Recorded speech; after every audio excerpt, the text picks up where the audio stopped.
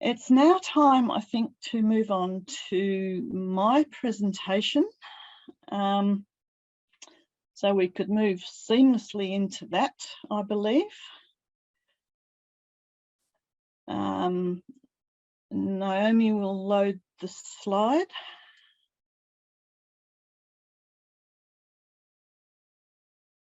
And okay. So next slide, please. As Marilyn has indicated, our global systems for measuring the productive economy reflect misguided and outdated principles about what's important and valuable. I hope from this webinar talk you'll come to recognise the human and planetary health costs of not breastfeeding, to know that a little bit about the international statistical framework, including GDP and how it treats breastfeeding, learn about the economic value of breastfeeding and how it can be measured and calculated, and understand the thinking behind the tool. And of course, to see the uses and the importance of this tool for measuring the amount of production and monetary value of breast milk at country, regional and global level. So to introduce me, next slide please. For the past 20 years, I've been doing research on economic aspects of breastfeeding and markets for mother's milk funded by the Australian Research Council. This has included research on time use of new mothers. And as Marilyn mentioned, previously in the late 1980s, I was a senior economist in the Australian and New Zealand Treasuries, including in the national accounts area. I also have 30 years experience as a breastfeeding counsellor and 20 years as executive member of the board of directors for the Australian Breastfeeding Association. It was during my time in New Zealand Treasury that Marilyn Wong's book was launched and inspired me to measure the economic value of breastfeeding and human milk in a national accounting framework, that is, in GDP. Since 2015, my research has been funded by an ARC Future Fellowship, which is focused on enhancing measurement approaches to emerging markets and trade in mother's milk, with the aim to improve methods to measure the economic value of breastfeeding. Through a partnership with Alive and Thrive, this research has underpinned the development of the Mother's Milk tool. Next slide, please. So I'm going to talk briefly about this international system. I'm going to touch on the planetary health economics for mammals, as I call it, briefly about GDP measures of economic productivity and value, and why we need to include mother's milk and breastfeeding in economic statistics. I'll talk about the thinking behind the Mother's Milk tool and how it might help to make the work of breastfeeding visible and valued. And I'll also lay out a broader agenda. Next slide, please. So, human beings are mammals, and milk helps build up human babies. It's the first inoculation against disease. And when women and children are not enabled to breastfeed sufficiently, there are profound effects for human health and cognition, as well as food security and nutrition. Next slide, please.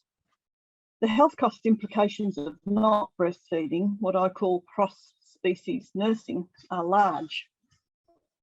Many people do not understand that formula milk is cow's milk designed for a calf.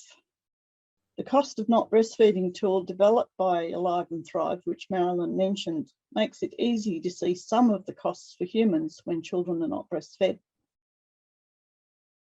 Frances Knight will talk about this tool later in the webinar. Nowhere is there a framework or tool that counts the other externalities or costs associated with the production and use of commercial milk formula, such as the cost to the planet or the cost to other non-human animals. Next slide, please. So there are unmeasured costs of not breastfeeding that add to the burden both on the environment and on women. Next slide, please.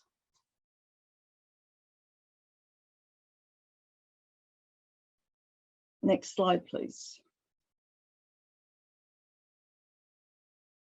50 years ago, World Bank nutritionist Alan Berg talked on the invisible losses of a valuable national resource. He talked about the poor countries of the world, but the crisis in infant feeding is a global one, and it's ongoing. I'll come back to this later. Next slide, please.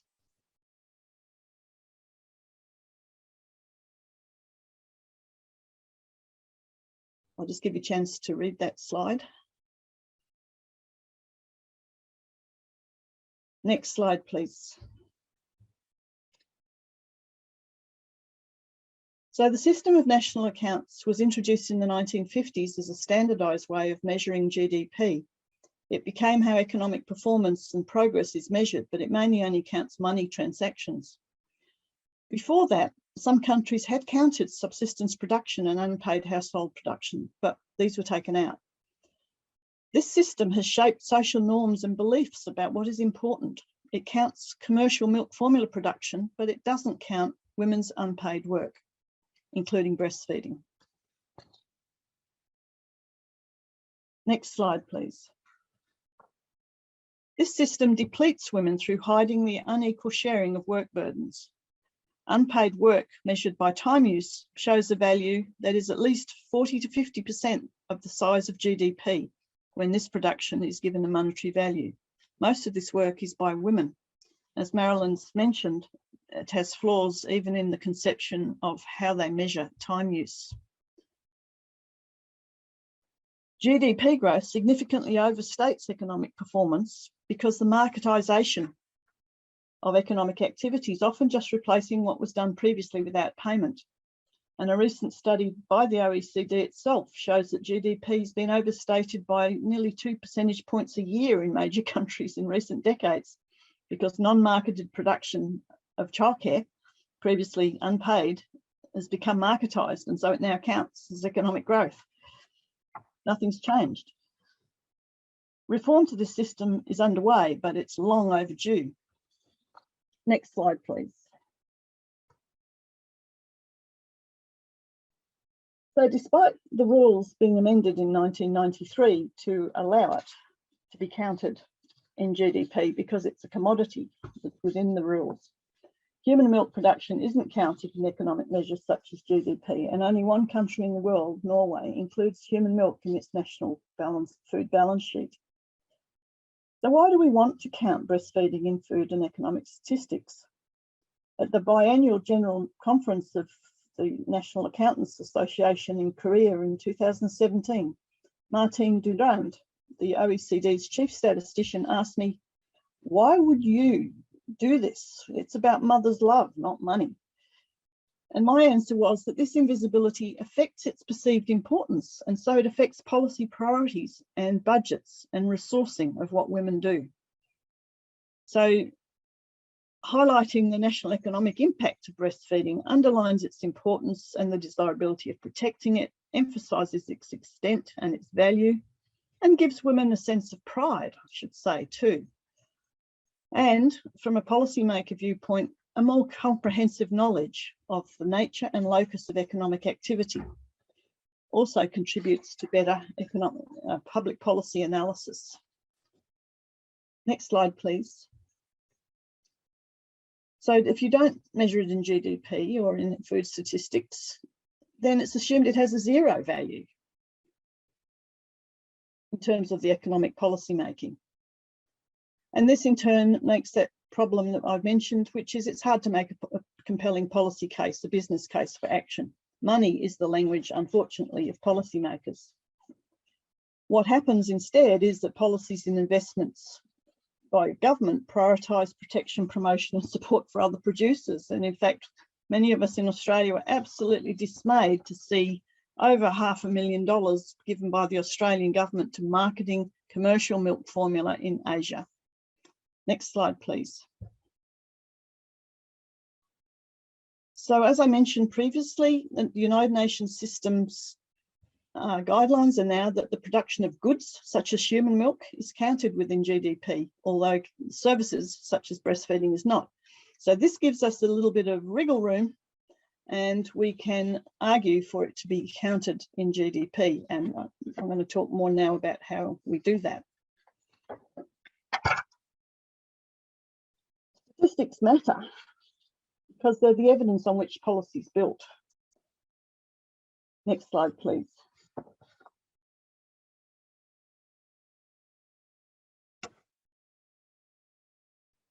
The two influential, very influential Nobel Prize winners in economics actually did a review of this, a very influential review in 2009, and concluded that our measurement systems were in fact distorting our economic priorities. What we measure, they said, affects what we do, and if our measurements are flawed, decisions may be distorted, and that's indeed what has been happening. Next slide, please.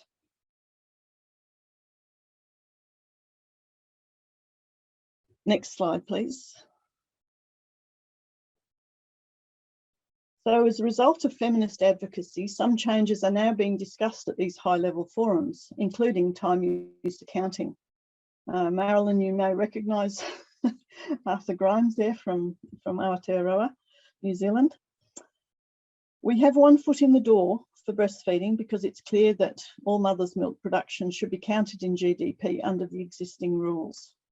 And if breastfeeding was more visible, greater funding priority might be given to programs which expand human milk production by increasing breastfeeding, such as implementing the baby-friendly hospital initiative, financing access to peer counsellor or health professional lactation support, introducing paid maternity leave, and requiring breastfeeding accommodation in workplaces, as well as regulating the behaviour of the competitors to breastfeeding. Big formula. Next slide, please.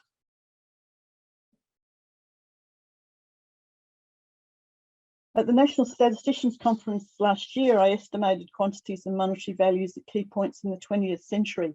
I won't go into it here, but you can see there was a huge drop. And at that point, those low points, this reflects the pattern all around the world, at those low points, nearly 70 to 90% of these countries' biological capacity was lost each year. And that remains the situation in a country which I'll mention shortly. Next slide, please. So the Stiglitz Fertusi review, the one by the Nobel Prize winners in economics, concluded and used the example of mother's milk as an example of how it provides biased data, biased accounts of the economy.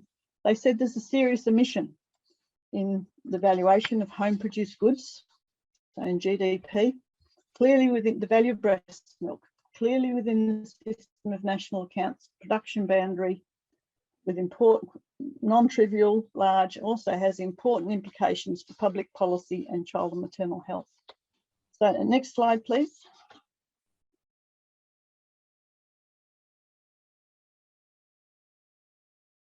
So if you look at how much milk's been produced over time, it's very revealing. As I mentioned, it's dramatically declined since the 1850s when I first looked at this data, but it's still enough to affect measured GDP growth in some countries. And I'm going to talk about that in a minute. Next slide, please.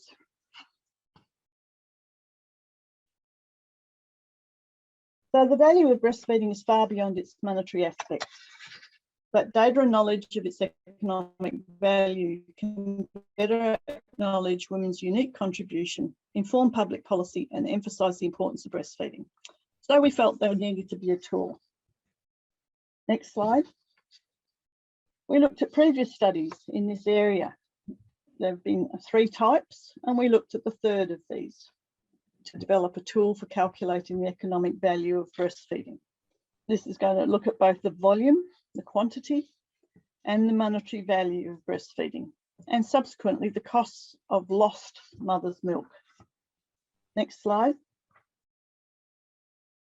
The key information to be used, you can see here, number of children, breastfeeding practices, daily human milk intake, and a price, which I'm going to talk about a little more. Next slide. Breastfeeding rates come from United Nations data or national statistics, and we cover 0 to 36 months. For many countries, breastfeeding data is poor, and we developed a prediction model using regression analysis. A chart in the tool shows more details on breastfeeding rates that are generated by the predictor. The tool allows individual mothers to calculate how much milk they have produced for their child and its value, depending on how many months the child is breastfed. You can see from this, for example, that a mother who breastfeeds to 6 months and then continues breastfeeding her child to 2 years will provide around 431 litres for her child over that period. Next slide, please. You can see similar numbers for other periods of duration of breastfeeding. Next slide, please.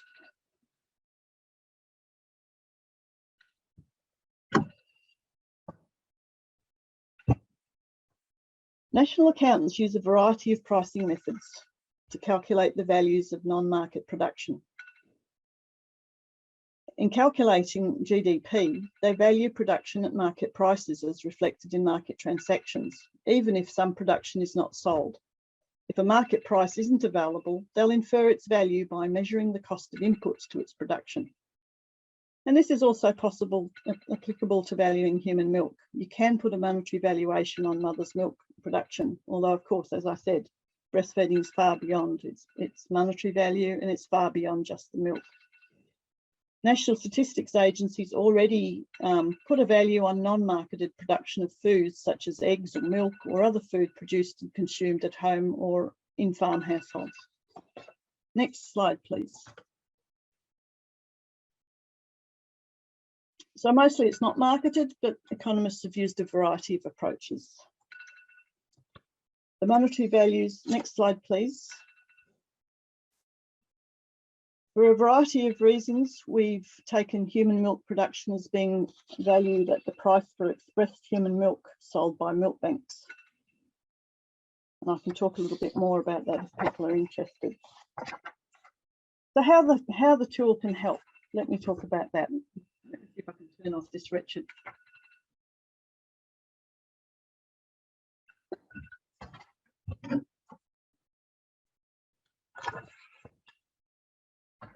So the tool will help to quantify the volume of breast milk and the value of breastfeeding at national, regional and global levels. Next slide, please.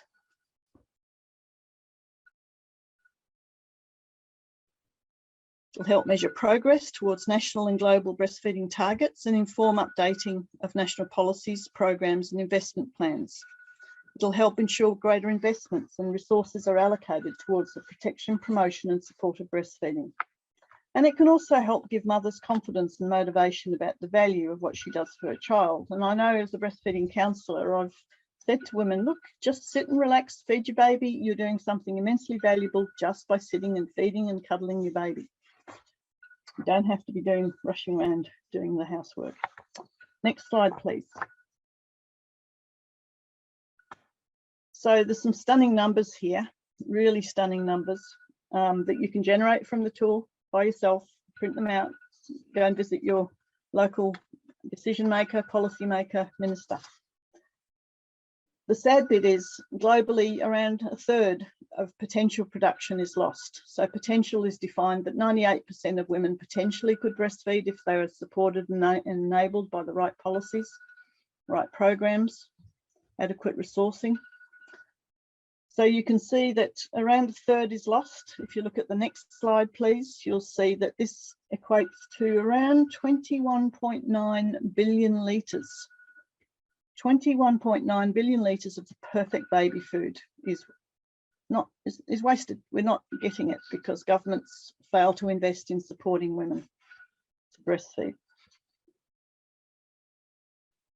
Even at a monetary value, at a quite low one of $100 a litre, which is what we use in the tool, we're losing over $2.2 trillion a year of this uniquely valuable food. I always have to check those numbers because they're such staggeringly large numbers. Next slide, please. Here we have a country, Nepal, where less than 5% potentially of the production is lost. This is an approximation, of course. We don't account for exclusive breastfeeding because the data was too poor in most countries. But in Nepal, approximately 96% of its biologically feasible levels are still produced. If you compare that with the GDP of Nepal, it's well over half the GDP of Nepal if Nepal had to buy it. So little is lost at present, but what is protecting it? Let's have a look and see what the future might look like. Next slide, please. Ireland. Ireland, 82% of the milk is lost. This is the situation that we experienced in many countries during the 1960s. Ireland is a major producer of milk formula, unfortunately, for the babies of the world. Some big numbers there, but they're the wrong direction. Norway, next slide. So Norway is the only country in the world yet that provides estimates of mother's milk production for its food statistics. And they've been doing that since the 1990s. Our estimates give slightly higher results than their official estimates, which are published in their reports, because we use higher estimations of yields, and also because the custom in Norway is not to breastfeed very long, past 12 months. So the production is lower than in some countries. And finally, my own country, Australia. Let's go to Australia. So in Australia, around 2/3 of the milk's lost.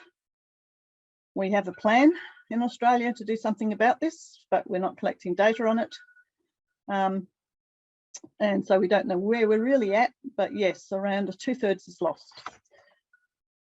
So what's next? To measure the health and environmental costs of milk formula and depletion of these assets in economic